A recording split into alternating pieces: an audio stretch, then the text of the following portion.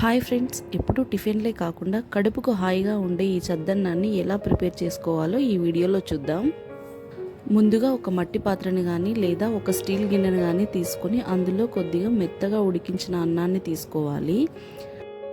ఆ అన్నంలోకి కొద్దిగా వాటర్ని యాడ్ చేసుకోవాలి. ఆ అన్నంకు సరిపడా గోరువెచ్చని పాలను కూడా యాడ్ చేసుకోవాలి. ఆ పాలు తోడవడానికి కొద్దిగా పెరుగును తీసుకొని ఈ మూడింటిని బాగా మిక్స్ చేసుకోవాలి.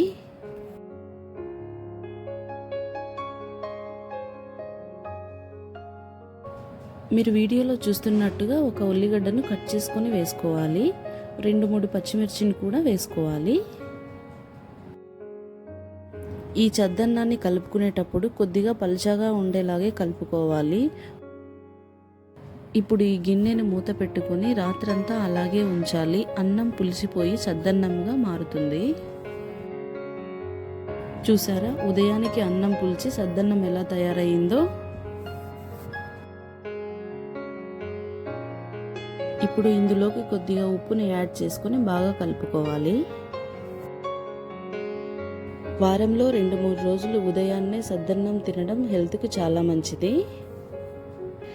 ఇంకా డయాబెటీస్, బీపీ అలాగే గ్యాస్ట్రిక్ ప్రాబ్లం ఉన్నవారికి ఎంతో మేలు చేస్తుంది. ఈ వీడియో మీకు నచ్చినట్లయితే లైక్ చేయండి, షేర్ చేయండి, కామెంట్ చేయండి. అలాగే నా ఛానల్ని సబ్స్క్రైబ్ చేసుకోండి. Thanks for watching.